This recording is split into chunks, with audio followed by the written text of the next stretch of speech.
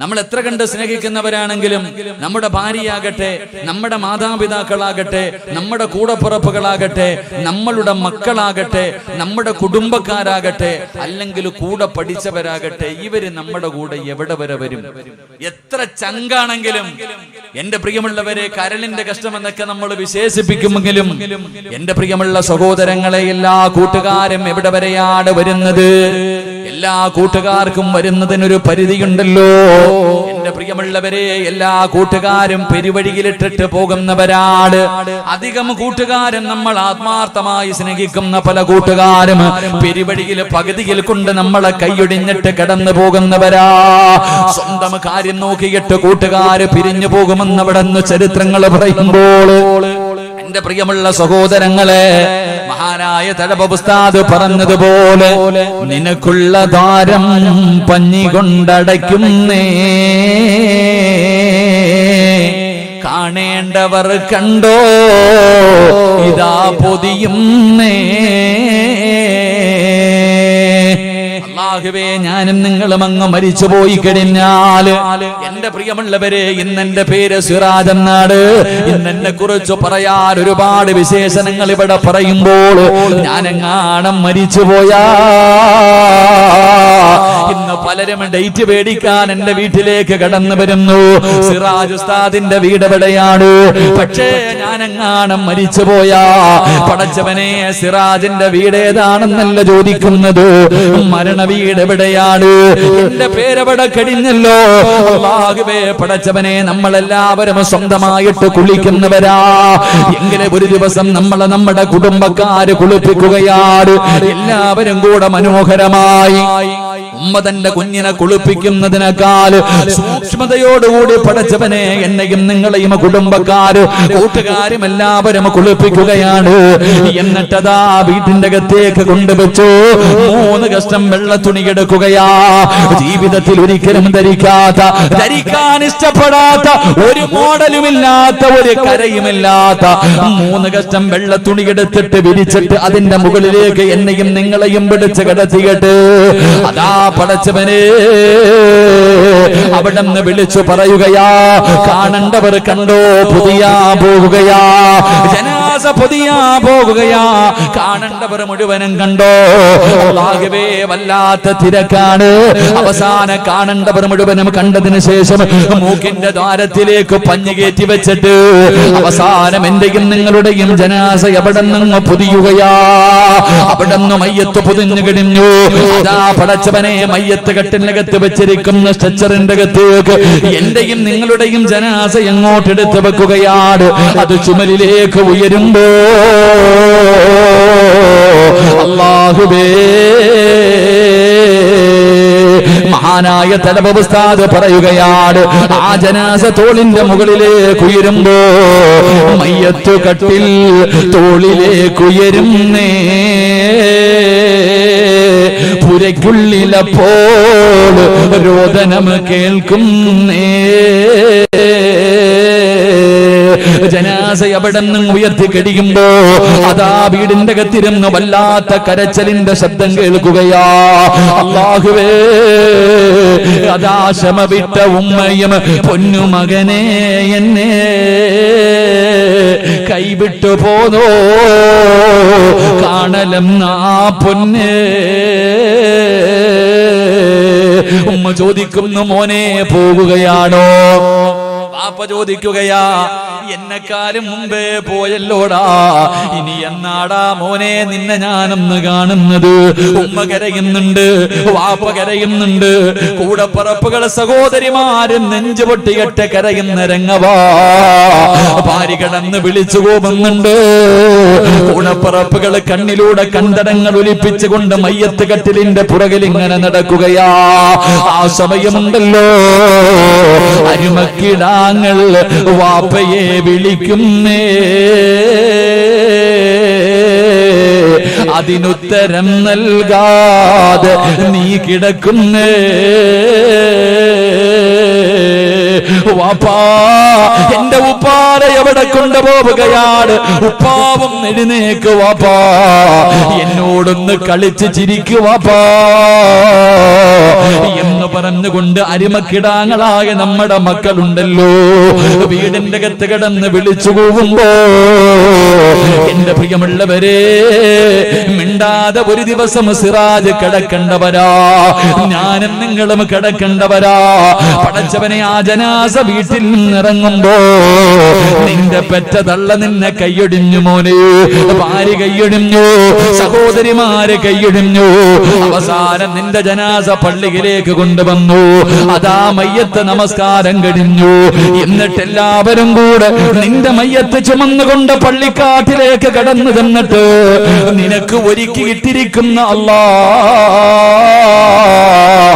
നിനക്ക് ഒരുക്കിയിട്ടിരിക്കുന്ന 6 അടി മണ്ണെന്ന് പറയുന്ന കബറുണ്ടല്ലോ, അല്ലാഹുവേ, ഒരു മോഡലുമില്ല ചെറുപ്പക്കാരാ. എടാ, ഒരു മോഡലുമില്ല, ഒരു ഫാഷനുമില്ല, എല്ലാവർക്കും ഒരേ ഒരു കുഴിയാടാ മോനെ, ഒരേ അളവ് നീള വ്യത്യാസം മാത്രമേ ഉള്ളൂ. ആ കബറിന്റെ അകത്തേക്ക് നിന്നെ അങ്ങ് ഇറക്കി വെക്കുകയാ. കബറിന്റെ അകത്ത് നിൽക്കുന്ന മനുഷ്യൻ ചോദിക്കുന്നു, മോനെവിടെ? വാപ്പാന്റെ കബളിന്റെ താഴെ വെക്കാൻ ഒരു പിടി മണ്ണ് വാരി തരുമോ?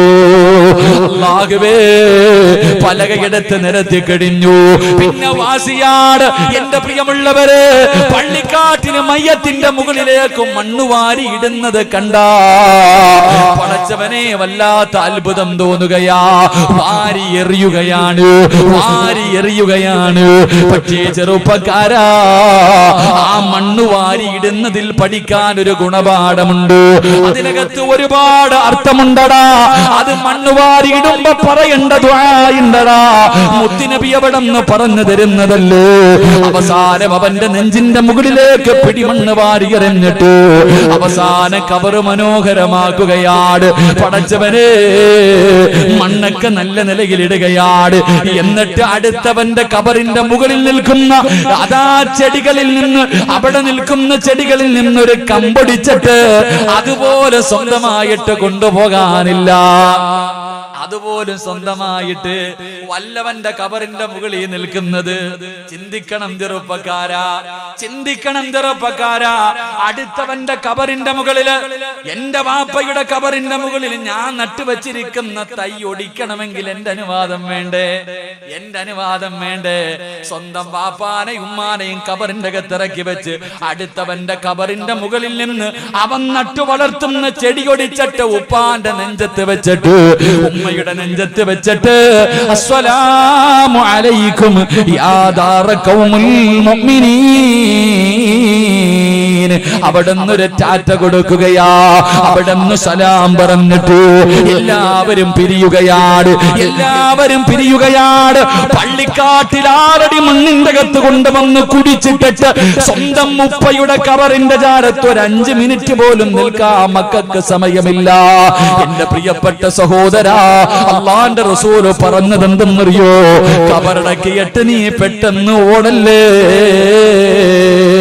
വാപ്പയുടെയും ഉമ്മയുടെയും ജനാസ ഇറക്കി വെച്ചിട്ട്, മാതാപിതാക്കളുടെ ജനാസ കബറിന്റെ അകത്ത് ഇറക്കി വെച്ചിട്ട്, എടാ പോകേണ്ടവരൊക്കെ പോകട്ടെ, നീ ഒരു 40 ആയത്തോതുന്ന സമയം ഒരു 5 മിനിറ്റ് എങ്കിലും ആ കബറിന്റെ ചാരത്ത് നിൽക്കണേ എന്ന് നബി മുഹമ്മദ് മുസ്തഫ സല്ലല്ലാഹു അലൈഹി വസല്ലമ തങ്ങൾ പറയുകയാ.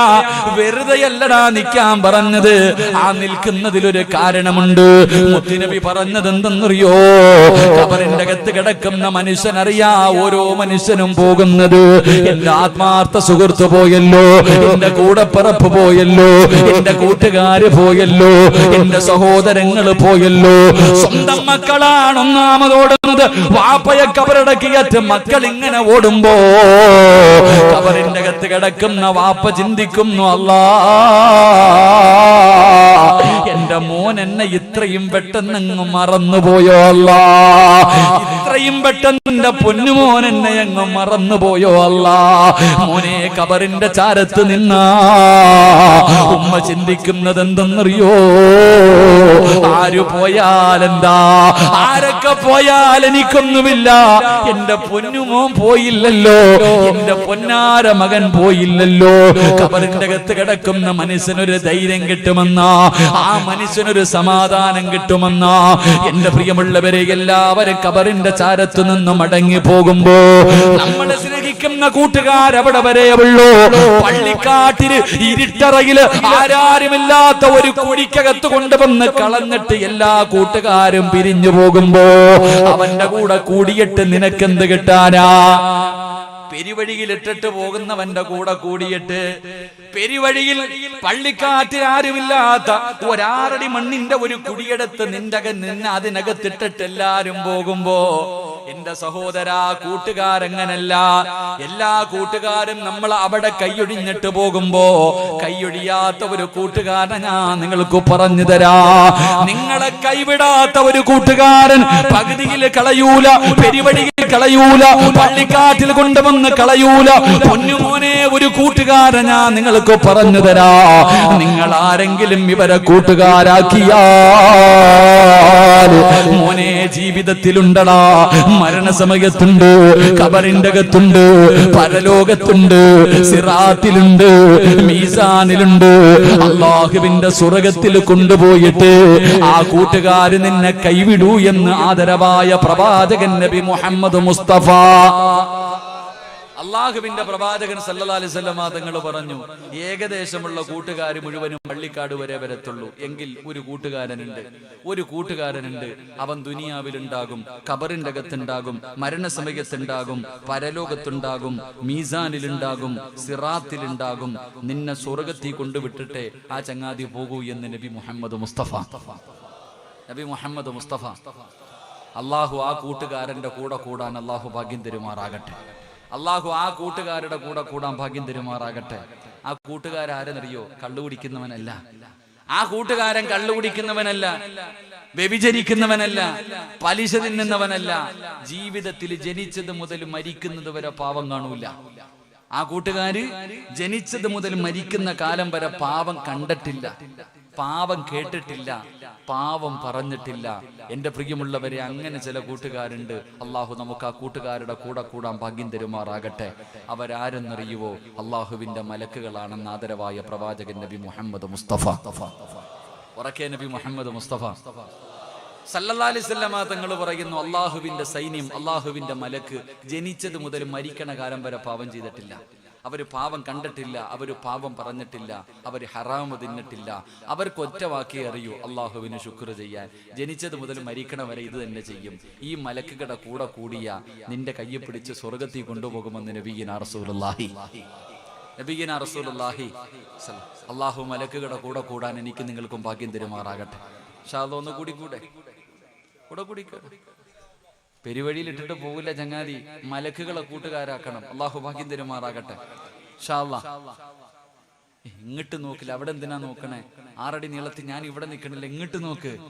എന്താ എല്ലാരും അങ്ങോട്ടാ നോക്കണം? അവിടെ ഞാനും കൂടെ അങ്ങോട്ട് നോക്ക്, ഇങ്ങോട്ട് നോക്ക്. ഞാനിവിടെ നിൽക്കണ്ടില്ലേ? എന്താ വെളുത്തൊക്കെ നിൽക്കണ്ടില്ലേ? ഡ്രസ്സൊക്കെ ഇട്ട് മലക്കൾ നിൽക്കണ പോലെ ഇങ്ങോട്ട് നോക്ക്. അതാ പറഞ്ഞ ഉസ്താദ്മാരാക്കണമെന്ന് മക്കളെ, ഇതാ പറഞ്ഞ ഉസ്താദ്മാരാക്കണം. ഒക്കെ നൽകി അനുഗ്രഹിക്കുമാറാകട്ടെ. അതുകൊണ്ട് എൻ്റെ പ്രിയമുള്ള സഹോദരങ്ങളെ, മലക്കുകളുടെ കൂടെ കൂടിക്കോ. കൈയൊഴിഞ്ഞിട്ട് പോകത്തില്ല, തേച്ചിട്ട് പോകൂല. കൂടെ കിടക്കുന്നവർ വരെ തേച്ചിട്ട് പോണ കാലം, സ്വന്തം മക്കൾ വരെ തേച്ചിട്ട് പോകുന്ന കാലം. ഈ കാലഘട്ടത്തിൽ എൻ്റെ പ്രിയപ്പെട്ടവരെ, നമ്മളെ തേച്ചിട്ട് പോകുന്നവരെല്ലാം മലക്കുകൾ മരിച്ചാലും കൂടെ ഉണ്ടാകും. അള്ളാഹു ഭാഗ്യം തരുമാറാകട്ടെ. മലക്കുകളുടെ കൂടെ കൂടണമെങ്കിൽ ഇത്തിരി കഷ്ടപ്പാടുണ്ട്, ഓസിന് കിട്ടൂല. മലക്കുകളുടെ കൂടെ കൂടണമെങ്കിൽ പെട്ടെന്ന് കിട്ടൂല. എന്റെ പ്രിയമുള്ള സഹോദരങ്ങളെ, അല്ലാഹുവിന്റെ പ്രവാചകൻ സല്ലല്ലാഹു അലൈഹി വസല്ലമ തങ്ങള് മലക്കുകളുടെ കൂടെ കൂടണമെങ്കിൽ, മലക്കുകളെ കൂട്ടുകാരാക്കണമെങ്കിൽ, എന്റെ പ്രിയമുള്ളവരെ, അല്ലാഹുവിന്റെ പ്രവാചകൻ സല്ലല്ലാഹു അലൈഹി വസല്ലമ തങ്ങള് ഒരു ദിവസം അല്ലാഹുവിന്റെ പ്രവാചകനും ജിബ്രീൽ അലൈഹിസ്സലാമും സംസാരിച്ചു കൊണ്ടിരിക്കുകയാണ്. മുത്തുനബി സല്ലല്ലാഹു അലൈഹി വസല്ലം അല്ലാഹുവിന്റെ പ്രവാചകൻ സല്ലല്ലാഹു അലൈഹി വസല്ലമ തങ്ങളും ജിബ്രീൽ അലൈഹിസ്സലാമും ഇങ്ങനെ സംസാരിച്ചു കൊണ്ടിരിക്കുകയാണ്.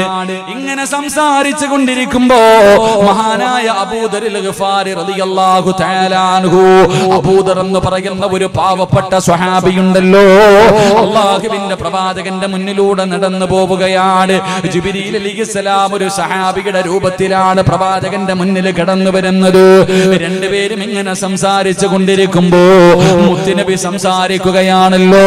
അതാ മഹാനായ അബൂദറിൽ ഗഫാരി റളിയല്ലാഹു തആല അൻഹു അവിടെ ഇങ്ങനെ അതാ ഒതുങ്ങി ഇങ്ങനെ നടന്നു പോകുമ്പോ ജിബ്രീൽ അലൈഹിസ്സലാം ചോദിക്കുന്നു, യാ റസൂലല്ലാഹ്, അല്ലാഹുവിന്റെ നബിയേ, ആ പോകുന്നത് അബൂദർ അല്ലേ നബിയേ? അല്ലാഹുവിന്റെ പ്രവാചകനോട് ചോദിക്കുകയാണ്, ആ പോകുന്നത് അബൂദറിൽ ഗഫാരി അല്ലേ നബിയേ? അല്ലാഹുവിന്റെ പ്രവാചകന് വല്ലാത്ത അത്ഭുതമായി. അല്ലാഹുവിന്റെ പ്രവാചകന് വല്ലാത്ത അത്ഭുതമായി. അവിടെന്ന് ചോദിക്കുന്നു, ജിബ്രീലേ, എന്റെ അബൂദറിനെ നിനക്ക് എങ്ങനെ അറിയാ ജിബ്രീൽ? ആ പോകുന്നത് അബൂദറാണെന്ന് നിനക്ക് എങ്ങനെ അറിയാ? അല്ലാഹുവിന്റെ പ്രവാചകൻ തന്റെ പ്രിയപ്പെട്ട സ്വഹാബിയെ കുറിച്ച് ചോദിക്കുമ്പോ ജിബ്രീൽ അലൈഹിസ്സലാം പറയുകയാണ്, വല്ലദീ ബഅസക ബിൽ ഹഖ് നബിയാ. അല്ലാഹുവിന്റെ പ്രവാചകനോട് അവിടെന്ന് പറയുന്നു, നബിയേ, ഇന്നഹു ലഫീ മലകൂതി സമാവാതി സബ്ഇ അശ്ഹറു ഫിൽ അർളി. അല്ലാഹുവിന്റെ പ്രവാചകനോട് പറയുന്നു, യാ റസൂലല്ലാഹ്, അബൂദറിനെ മലക്കുകൾക്ക് എല്ലാവർക്കും അറിയാ നബിയേ. മലക്കുകൾക്ക് നല്ല പരിചയമുള്ള ആളാണ് അബൂദർ. അബൂദറിൽ ഗഫാരി റളിയല്ലാഹു തആല അൻഹു മലക്കുകൾക്ക് നല്ല പരിചയമുള്ള മനുഷ്യനാണ്. മലക്കുകൾക്ക് നല്ല പരിചയമുള്ള സ്വഹാബിയാണ്. ദുനിയാവിലെ ആൾക്കാർ അറിയുന്നതിനേക്കാൾ അബൂദറിനെ മലക്കുകൾക്ക് അറിയാ നബിയേ. അല്ലാഹുവിന്റെ പ്രവാചകന് വല്ലാത്ത അത്ഭുതമായി. മസ്ജിദുൻ നബവിയുടെ ചാരത്ത് കിടക്കുന്ന പാവപ്പെട്ടവരാ, കഴിക്കാൻ ഒരു ദിവസത്തിൽ ഒരു നേരം പോലും ഭക്ഷണമില്ലാത്ത പാവപ്പെട്ടവനാ, ഒരു ജോഡി വസ്ത്രമല്ലാതെ മറ്റൊരു ജോഡി ധരിക്കാനില്ലാത്ത സ്വഹാബിയാ. ഈ സ്വഹാബിയ മലക്കുകൾക്ക് മുഴുവനും പരിചയമാണ്. പോകുന്നവനും നിസ്കരിക്കുന്നവനും തടമ്പുള്ളവനും പലിശ കച്ചവടം നടത്തുന്ന കാലമല്ലേ. ലോട്ടറി എടുത്തിട്ട് പെട്ടെന്ന് പണക്കാരനാകാ. അല്ലാഹുവിന്റെ പള്ളിയിൽ മുനിസിപ്പലിരിക്കുന്നവന് നമസ്കരിക്കുമ്പോഴും അവന്റെ പോക്കറ്റിന്റെ അകത്ത് ലോട്ടറിയാണ്.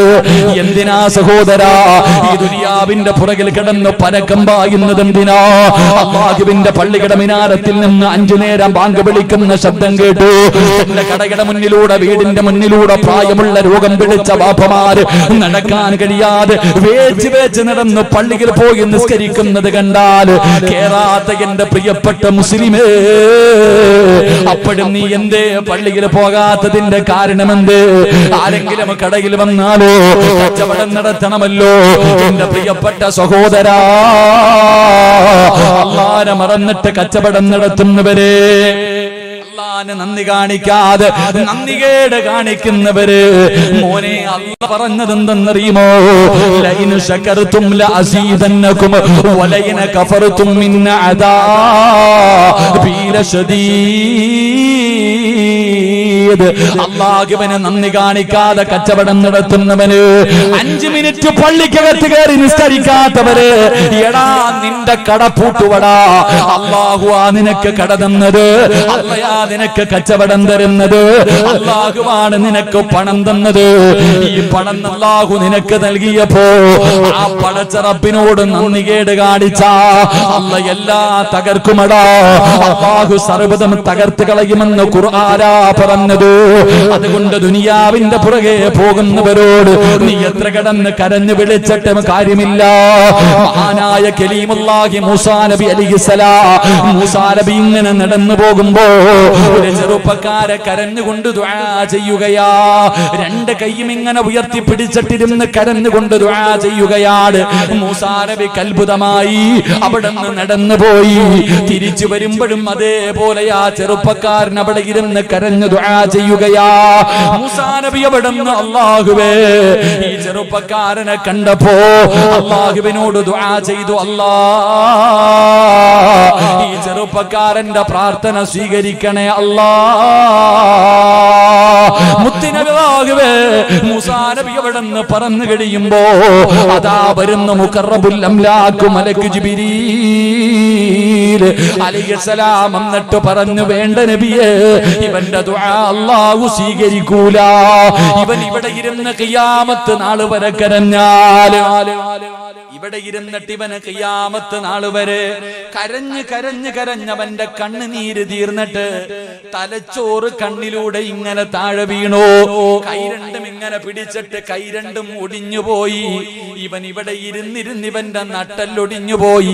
ഇതുപോലെ എത്ര ഇവിടെ ഇരുന്ന് കരഞ്ഞാലും അല്ലാഹ് ഇവന്റെ ദുആ സ്വീകരിക്കില്ല നബിയേ. ജിബ്രീലേ, ഇവനെന്ത് പാപമാ ചെയ്തത്? കള്ളു കുടിച്ചവനല്ല, വ്യഭിചരിച്ചവനല്ല, പലിശ തിന്നവനല്ല, നിസ്കരിക്കാത്തവനല്ല, ശിർക്ക് ചെയ്തവനല്ല. എന്തേ അല്ലാഹു അവന്റെ ദുആ സ്വീകരിക്കാത്തത്? ഇവൻ ദുനിയാവിനെ സ്നേഹിച്ചവനാ നബിയേ. ആഖിറത്തിനെ മറന്നിട്ട്, അല്ലാഹനെ മറന്നിട്ട് ദുനിയാവിനെ സ്നേഹിച്ചവനാ. അതുകൊണ്ട് എന്റെ പ്രിയപ്പെട്ടവരോട് പറയുന്ന, ദുനിയാവിനെ പ്രേമിക്കല്ലേ, ചതിച്ച് കളയുമടാ ചെറുപ്പക്കാരാ. ദുനിയാവ് നിന്നെ ചതിക്കും മോനെ, ദുനിയാവ് നിന്നെ ചതിക്കും മോനെ. മോനെ വേണമെന്ന് പറഞ്ഞുകൊണ്ട് വേണ്ടെന്ന് പറഞ്ഞ് കളഞ്ഞ ദുനിയാവ് നിന്റെ പുറകെ വരും. വേണമെന്ന് പറഞ്ഞ് കൂടെ പോയാ നിന്റെ ദുനിയാവും ആഖിറവും നഷ്ടപ്പെടും മുസ്ലിമേ. മഹാനായ അബൂദർ ഗഫാരി റളിയല്ലാഹു തആല അൻഹു തനിക്കുള്ളതെല്ലാം പടച്ചവരെ ദീനിനെ കൊടുക്കുകയാ. ആരെങ്കിലും തന്റെ വീടിന്റെ അകത്ത് എന്തെങ്കിലും കരുതി വെച്ചാ ചെന്നിട്ട് പറയുമായിരുന്നു, നാളെ പടച്ചറപ്പിന്റെ പരലോകത്ത് കിടന്നു വരുമ്പോൾ ഇതെല്ലാം തീയായിട്ട് നിന്റെ കഴുത്തിൽ കിടക്കുന്ന ഒരു ദിവസം വരാനുണ്ട്. അബൂദർ ഗഫാരി റളിയല്ലാഹു തആല അൻഹു പറയുമായിരുന്നു, എന്റെ പ്രിയമുള്ള സഹോദരാ, ഒരു ദിവസം അല്ലാഹുവിന്റെ റസൂല് നോക്കുമ്പോ യുദ്ധം നടക്കുന്ന രണാങ്കണത്തിൽ ഏറ്റവും അവസാനം ഇങ്ങനെ ഓടി വരികയാണ്. പ്രവാചകൻ പറഞ്ഞു, അബൂദരേ, യമൂതു വഹദാ, നീ ഏകനായിട്ടാ മരിക്കുന്നത്, നീ ഏകനായിട്ടാ നാളെ പരലോകത്തേക്ക് കടന്നു വരുന്നത്. എന്റെ പ്രിയമുള്ളവരെ, അവസാനം അബൂദർ ഗഫാരി റളിയല്ലാഹു തആല അൻഹു പണകാര് സൂക്ഷിച്ചാലും ചെന്നിട്ട് വിഷയമുണ്ടാകുകയാ. നബിയുടെ കാലഘട്ടം കഴിഞ്ഞു, അബൂബക്കർ തങ്ങളുടെ കാലഘട്ടം കഴിഞ്ഞു, ഉമർ തങ്ങളുടെ കാലഘട്ടം കഴിഞ്ഞു, ഉസ്മാൻ തങ്ങളുടെ കാലഘട്ടം വന്നപ്പോ നാട്ടുകാര് മുഴുവനും പരാതി പറയാൻ തുടങ്ങുമ്പോ മഹാനായ അബൂദർ ഗഫാരി റളിയല്ലാഹു തആല അൻഹുവിനെ അവിടുന്ന് നാട് കടത്തുകയാണ്. പടച്ചവനെ, അബൂദർ ഗഫാരി റളിയല്ലാഹു തആല അൻഹു തന്റെ കുടുംബവുമായിട്ട് ഒറ്റയ്ക്ക് താമസിക്കുകയാ. അവസാനം മരണസമയമെടുത്തപ്പോ, സക്കറാത്തിന്റെ അവസ്ഥയെടുത്തപ്പോ തന്റെ മക്കളെ അടുത്ത് വിളിച്ചിട്ട് വാപ്പ പറഞ്ഞതെന്തെന്നറിയോ? ഈ സദസ്സിലിരിക്കുന്ന എന്റെ പ്രിയപ്പെട്ട വാപ്പമാര് 10 വയസ്സുള്ളവനോട് 12 വയസ്സുള്ളവനോട്, എടാ നല്ലതുപോലെ പഠിക്കണം, എങ്കിലേ നല്ല ജോലി കിട്ടൂ, എങ്കിലേ സമ്പത്ത് കിട്ടൂ, എങ്കിലേ ജീവിക്കാൻ പറ്റൂ. 10 വയസ്സുള്ളവനോടും പണത്തിനെ കുറിച്ച് പറഞ്ഞു കൊടുക്കുന്ന മാതാപിതാക്കള് കഴിഞ്ഞ എന്റെ ജനാസ കുളിപ്പിച്ചിട്ട് എടുത്തു വഴിയിൽ കൊണ്ടുവെക്കണം. ഒരു വാപ്പ തന്റെ പൊന്നാര മക്കളോട് പറഞ്ഞു കൊടുക്കുകയാ. പണത്തിന് പരക്കം പായുന്നവര് പണത്തിനോടുള്ള ജനാസ കുളിപ്പിച്ചിട്ട് കൊണ്ടുവന്ന് റോഡിൽ വെച്ചിട്ട് കാത്തിരിക്കുകയാ. റോഡിൽ വെച്ചിട്ട് കാത്തിരിക്കുക. പ്രവാചകൻ പറഞ്ഞത് സത്യമായി. കാരണം ഏകനായിട്ടാ മരിക്കുന്നത്. അവസാനം കൊട്ടാരങ്ങളോടുള്ള മോഹം കളഞ്ഞു. അല്ലാഹുവിന്റെ ആഖിറത്തിനെ കുറിച്ച്, പരലോകത്തെ കുറിച്ച്, പടച്ചുറപ്പിന്റെ അനുഗ്രഹങ്ങൾ കൊണ്ട് നിറച്ച പാലരുവികളും തേനരുവികളും ഒഴുകുന്ന പടച്ചറപ്പിന്റെ സ്വർഗമുണ്ടല്ലോ അല്ലാഹുവേ, അതിലുണ്ട് മുന്തിരി തോട്ടവും റുമ്മാനും രസമുള്ളതാ കദളിപ്പഴം തിന്നാനോ. താരാട്ട് പാടാറ് തോഴിമാർ പലരുണ്ട്, കൈമുട്ടുവാൻ ചില ദാസിമാർ വരവുണ്ട്. മണിയില്ല റബ്ബേ വാങ്ങുവാനാ വീട്, കൊതിയുണ്ട് വല്ലാതെപ്പോഴും അതിനോട്. അതിലേക്കു നീയൊരു പാസുതാമന്നാനേ, അതു നിന്റെ പക്കൽ മാത്രമാഹന്നാനേ. ദുനിയാവ് വലിച്ചെറിഞ്ഞാൽ മോനെ പാലരുവിയുണ്ടടാ, തേനിന്റെ നദികളുണ്ടടാ, കള്ളിന്റെ ആറുണ്ടടാ, കഴിക്കാൻ ഭക്ഷണം ഏത് വേണമെന്ന് പറഞ്ഞാൽ കണ്ണിന്റെ മുന്നിൽ വന്ന് നിൽക്കുമടാ. ജോലി ചെയ്യണ്ട, കഷ്ടപ്പാടില്ല, അല്ലാഹുവേ ഇഷ്ടമുള്ളത് തിന്നു കുടിച്ച് ആസ്വദിച്ച് നടക്കാ. ഹൂറുലീങ്ങളായ പെണ്ണുങ്ങള് മോനെ, ജീവിതത്തിൽ ഇന്ന് വരെ ഒരുത്തനും തൊടാത്ത പെണ്ണുങ്ങള് നാളെ നിനക്ക് ഖിദ്മത്ത് ചെയ്യാൻ അല്ലാഹുവിന്റെ സ്വർഗ്ഗത്തിലുണ്ട്. ഈ സ്വർഗ്ഗം നിനക്ക് വേണോ? ഈ സ്വർഗ്ഗം നിനക്ക് വേണോ? ദുനിയാവിനെ വലിച്ചെറിഞ്ഞ മലക്കുകളുടെ ശഫാഅത്ത് ലഭിച്ചിട്ട് റബ്ബിന്റെ സ്വർഗ്ഗത്തിന്റെ മുന്നിലേക്ക് കടന്നു ചെല്ലാ. അല്ല, ദുനിയാവിന്റെ പുറകെ നടന്ന നാളെ പടച്ച റബ്ബിന്റെ മുന്നിൽ നിന്നിട്ട് തെണ്ടണമടാ.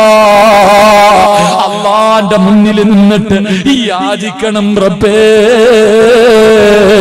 മണിയില്ല റബ്ബേ വാങ്ങുവാനാ വീട്, കൊതിയുണ്ട് വല്ലാതെപ്പോഴും അതിനോട്. ആ കാണുന്ന ഈ പാപങ്ങളൊക്കെ പോകുന്ന സ്വർഗമുണ്ടല്ലോ, ആ സ്വർഗത്തിൽ പോകാൻ ആഗ്രഹമുണ്ട്. എന്റെ കയ്യിലൊന്നുമില്ല അല്ലാ, അതുകൊണ്ട് അതിലേക്ക് നീയൊരു പാസുത എന്ന് പറഞ്ഞിട്ട് റബ്ബിന്റെ മുന്നിൽ നിന്ന് തെണ്ടേണ്ടി വരും. അതുകൊണ്ട് സഹോദരാ, മലക്കുകളുടെ കയ്യിൽ പിടിച്ചിട്ട് സ്വർഗത്തിൽ പോകണോ? ഒന്ന് ദുനിയാവിനെ വലിച്ചെറിഞ്ഞ നിനക്കല്ല അതിനുള്ള ഭാഗ്യം തരുമെന്ന് നബി മുഹമ്മദ് മുസ്തഫ സല്ലല്ലാഹു അലൈഹി വസല്ലം. അല്ലാഹു ഭാഗ്യം തരുമാറാകട്ടെ. ഈ ദുനിയാവിനോടുള്ള പ്രേമം കളഞ്ഞാ മതി, ദുനിയാവിനോടുള്ള മോഹം കളഞ്ഞു കഴിഞ്ഞാൽ സ്വർഗം കിട്ടും. അല്ലാഹു ഭാഗ്യം തരുമാറാകട്ടെ. അല്ലാതെ ദുനിയാവിനെ ഇഷ്ടപ്പെട്ട ഒന്നും കിട്ടാനില്ല. ഞാൻ എപ്പോഴും പറയുന്നത് പോലെ ഒരു ചരിത്രം പറയാം. ദുനിയാവിന്റെ പുറകെ പോകുന്നവന്റെ അവസ്ഥ എന്തെന്നറിയോ? മനോഹരമായൊരു ചരിത്രം. അവന് പിന്നെ എത്ര ദീൻ പറഞ്ഞു കൊടുത്തിട്ടും കാര്യമില്ല. ഖുർആനും ഹദീസും ഖബറും മരണവും നരകവും പരലോകവും അശ്വറൊക്കെ പറഞ്ഞാലും ഓൻ ചോദിക്കും, നരകത്തിന് ഇത്ര തട്ടല്ലേ, ഇന്ന തട്ടി ഇന്ന ആളല്ലേ കിടത്തി മനുഷ്യന്റെ കയ്യിൽ കൊടുത്തു. എന്നിട്ട് ഇങ്ങനെ ചർച്ചകളൊക്കെ കഴിഞ്ഞിട്ട് തിരിച്ചു വരുമ്പോ ഈ മനുഷ്യനാണെങ്കിൽ 3 ചപ്പാത്തിയിൽ നിന്ന് ഒരെണ്ണം എടുത്തിട്ട് അങ്ങ് കഴിച്ചു കാണിച്ചു. ഈസാ നബി അലൈഹിസ്സലാം ഈ മനുഷ്യൻ ഇങ്ങനെ യാത്ര ചെയ്തു പോകുമ്പോ ഈസാ നബി ചോദിച്ചു, അവിടെ നിന്ന് എന്താ തന്നപ്പോ? ചപ്പാത്തി തന്ന നബിയെ. എത്രണ്ണം തന്ന്? 2 എണ്ണവേ തന്നുള്ളൂ. ഈസാ നബി ചോദിച്ചു, 3 എണ്ണം തന്നില്ല? ഇല്ലില്ല, 2 തന്നുള്ളൂ. കള്ളം പറഞ്ഞു ആ ചെറുപ്പക്കാരൻ. 2 തന്നുള്ളൂ. ഈസാ നബി ചോദിച്ചു, 3 അല്ല? ഇല്ല, 2 ഉള്ളൂ. കുറച്ചു മുന്നോട്ട് നടന്നു ചെന്നപ്പം മുന്നിൽ സമുദ്രമാ, വള്ളവോ ബോട്ടോ ഒന്നുമില്ല. ഈ മനുഷ്യൻ ചോദിച്ചു, ഇനി എങ്ങനാ പോവാ? ഈസാ നബി അലൈഹിസ്സലാം പറഞ്ഞു, നീ എന്റെ കയ്യിൽ പിടിക്കാൻ. കയ്യിൽ കയറി പിടിച്ചു. ബിസ്മില്ലാഹിർ റഹ്മാനിർ റഹീം. റോഡിലൂടെ നടന്നു പോകുന്നത് പോലെ വെള്ളത്തിന്റെ മുകളിലൂടെ നടന്നു പോയി.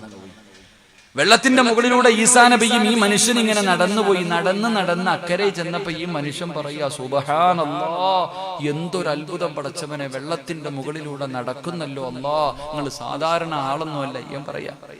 അപ്പൊ ഈസാ നബി ചോദിച്ചു, എടാ അവിടെ നിന്ന് എത്ര ചപ്പാത്തി തന്നു? 2 തന്നുള്ളൂ നബിയെ. കള്ളം പറഞ്ഞു.